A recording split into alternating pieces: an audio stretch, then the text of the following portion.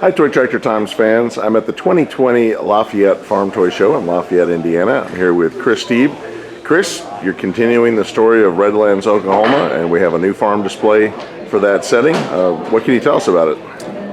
Yeah, Jay, it's like I said, it's just another homestead. It's a horse farm. It's actually owned by a highway patrolman. It's just him and his wife, and they run a few head of cattle and a few horses. Before we get too far in the video, I would like to give a shout out to Alan Chestnut for beating me after 20 years of finally coming back into competition. We've been friends since Tyson and Cole when we were that age, and that's the kind of competition we had. So I love seeing him come back to compete, and I love seeing the young guys becoming friends and competing the way we were. Absolutely, that junior division is doing what awesome. Adults couldn't have thought about doing 10 years ago. Yeah, and we had a lot of good turnout this year at the Lafayette show for it. But back to the display. Okay. So we'll start back here on the back side. Like I said, it's a horse farm. These walk-ins are so that humans can go through, but your horse can't. So then right next to them is the regular gates to get your horses through. Little feeder from Lockwood Angus. I scratch built just a simple horse run in. It's a little horse barn. It'll have stalls on both sides. That was a kit that I found off of eBay. From there we go over and we've got one of Dan the Model Farmer's mineral feeders out here in what's both a cow pasture and a horse pasture.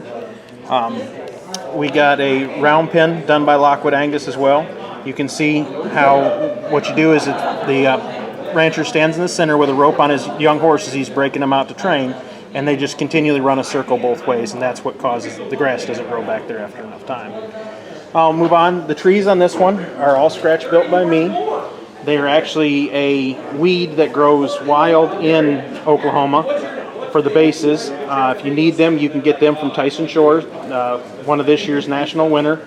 His family, actually, the land they own, they grow on there. You can find him as TS Farm Toys on Instagram. Yeah, that's a great size tree because, even a articulated four-wheel drive or a Class 9 combine is going to look small, compared to regular size trees. So that really has some height on it. This one's actually a scale 60 foot. So you're right. It made a nice big, bushy. It really, and today, as you can see, it was casting for photos. It was casting real neat shadows when the sun was right above us to get a really nice, realistic picture. We go around. We got, like I said, it's my typical farm. We got a cattle guard that leads in. This farm would actually be probably about 3-4 miles back off the main road, so it would all be gravel to get back to them. Leads around to the house. A little simple, normal family dwelling. It's another kit that I bought off of eBay. That's a nice kit. Yep. I like what you've done with the landscaping with the flowers and bushes. Yeah, put a little papers in. And little spigot there. Yeah, got one of Aaron Jensen's water faucets. And like I said, I thought that maybe his wife liked roses and such, so I planted all kinds of different rose plants all around this. We got the dish. Yeah, got the satellite dish. It's one of Aaron Jensen's detail pieces as well. Leads into his normal just farm pickup is a Dodge second gen. He's got loaded up with just some toolboxes and stuff for working on the equipment, and from there's the wife's Charger, and then of course the third one there, and a lot of people thought the police was actually at the display. Well, they were, but he actually lives there. That's the car you don't want to see behind you. That's the car you don't want to see behind me, and Conager's good at it. A friend of mine, like I said, from Oklahoma State University. We've been friends for another one for 20 years, and like I said, he's a highway patrolman there, and I kind of just loosely based it off of him. Now I see some bulldogs back here. Yeah, if it doesn't have Massies on my display, it's got to at least have bulldogs. That's pretty good. And see, they got the table and the smoker, and pedal tractor. Yep, got one of Aaron's pedal tractors. That's the 66 series that I wanted as a kid. Yeah, the smoker came from Lockwood Angus. And so we got the driveway here, which I really wanted to compliment you on this kind of embankment, the bracing here, and how some of it's kind of just a little off, with age. Yeah, the retention wall, like I say, it was probably nice and new the first couple of years, and then enough, 6-inch rainstorms in a row, it washes out. I mean, that's one of the problems we have in Oklahoma is that when we do get rain, it comes hard and fast. We'll just take one more look at the house from this side. Just, got a sun porch there and the windows, and just a really nice house. I'd like to get one like that for my farm display. But from there we lead into it, the simple, the ranch truck that I do all the time. It's got that's what he feeds his cows with. It's got a round bale spike on it. It's got the cake feeder. It's one of Auto World's new 70s series Chevys that I made into a dually flatbed. The trailer was scratch built by John Valek out of Texas. It's what's called a catch trailer. You can actually, when you rope your bull trying to get him in, you can actually tie off to here and pull him in, and that's why it's open at the top. Okay. And then your horse would go at the front. I guess you get the horse in first. No, you actually, like I said, you would actually usually come back for him at that point. Okay. It was, like I said, you can push the bull in once you get him up in the trailer. It's easier to move him. From there, we lead over to what would be the little machinery shed.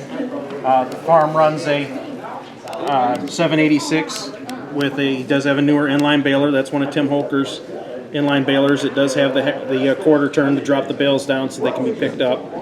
Pretty neat to see a Challenger baler. That's a little different from the regular Heston or Massey Ferguson ones. Yeah, it actually rounds out my collection. I already had one of the brown ones from Randy Glick and 3 or 4 of the red ones from him, so I was happy to have the yellow one. The next is a 1086 with the 4-post ROPS.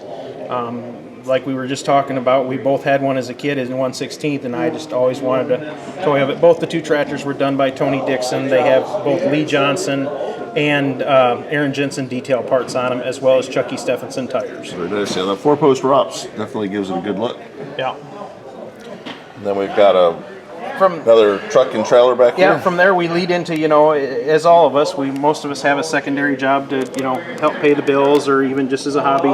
He does run he's got the first gen Dodge on there and runs one of the wood chippers on the front of a skid steer for killing cedar trees and such and cutting deer paths, and that's his weekend job. Oh, pretty nice Caterpillar. Yeah. And then it looks like a big trailer here for the horses on the side. There's the taken to the horse show trailer. That was done by Caleb Stone.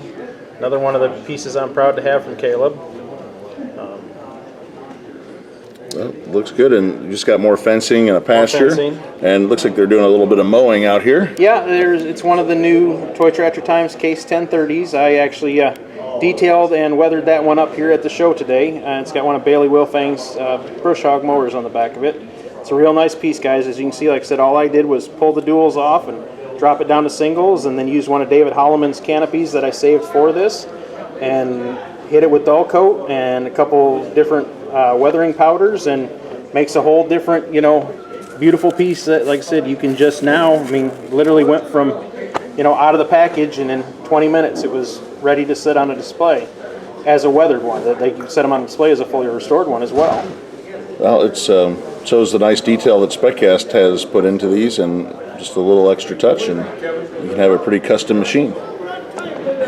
Well, Chris, it's a great display. I enjoy seeing all your Model Farm Monday work, and you've been posting 350 weeks now of Model Farm Mondays, and I really appreciate you taking part of that on ToyTractorTimes.com. Yeah, thank you. Like I said, it's been fun to do. It's like I said, and as you see now, that's why I keep making different displays, is to give myself some more storyline. So tell us about. You have to keep a book to know who has what pickup truck and where things go, because people follow it so much. It has become, like I said, interesting. I will literally, like I said, that's now they'll go from this display that I will write in a book that I assigned this pickup to this person's name and such, because people do. If I put the wrong truck with one, they call me out that I thought you said that was Bob's pickup in Model Farm Monday, 321. Okay, I guess it officially was Bob's pickup. And what's the secret animal that we need to be watching for if you're really paying attention to your farm? Well, there's actually several. I don't have one for this farm yet. There's a secret animal on each farm. On Professor Johnson's, there's a hippo. On Jimmy Red's, there's a big grizzly bear. On early farms, there is, and that one's not something too special, but there's a coyote running around there. And then I haven't decided what this one would have yet. On Red Dirt Dairy, there's a llama somewhere. All right, we got to watch for those things. Yep. And I wanted to present you with a set of Toy Tractor Times Gold 1030 tractors. You get one with a cab and one with duals and an open station. And I want to thank you for 350 weeks in a row of Model Farm Monday. That's quite an accomplishment. It's years worth of work, and it adds a lot to our website and message board at ToyTractorTimes.com. Well, thank you. I enjoy doing them, as you know, but I do really appreciate the Gold tractors that we have. value piece of my collection. Well, it's the least I can do for your efforts. Everybody enjoys it. I also want to congratulate Gary St. Romain, who is from Louisiana, and he shares a lot of pictures of real farming down in Louisiana, as well as a display journal every week. And he's at that 350 week mark as well, and he's getting a set of the gold ones. So we really appreciate people being involved. And if you want to do 100 weeks of Model Farm Monday on ToyTractorTimes.com, you can earn a gold set of tractors as well. Chris, congratulations. Thank you. Thanks a lot. Look forward to seeing you next. Yep.